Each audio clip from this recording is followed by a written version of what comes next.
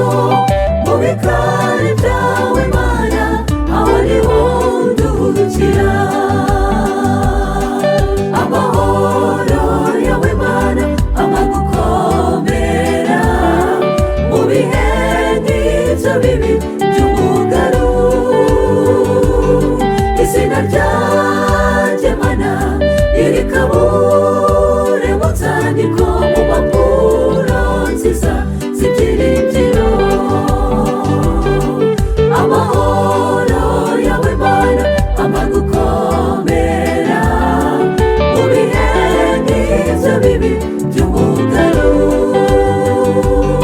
Izina ryanjye Mana ntirikabure mu nzandiko, mu mpapuro nziza z'ibyiringiro.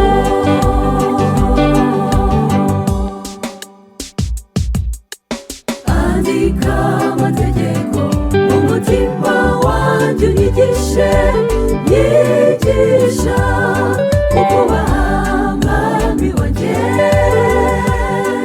Niko wavuze kuzandika amategeko, kandi azabana n'ubwoko bitoranirije kera.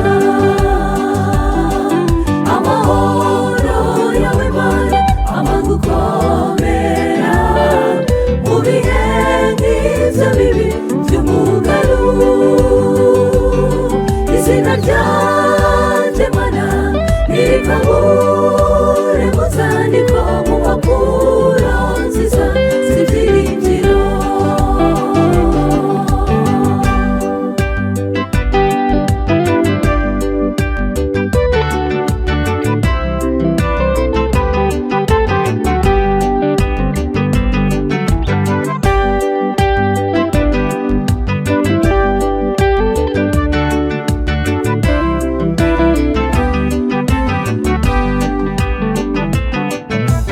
Kandi uzaturana bishanga abantu warase, uzitwa Imana ikomeye cyane.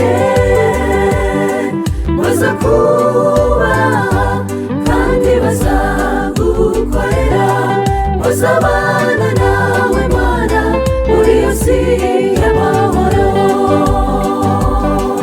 Amahoro yawe Mana amagukomera mu bihe nk'ibyo bibi by'umugaru.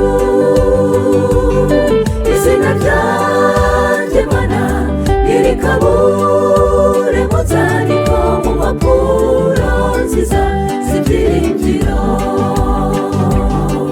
Amahoro yawe Mana amagukomera mu bihe nk'ibyo bibi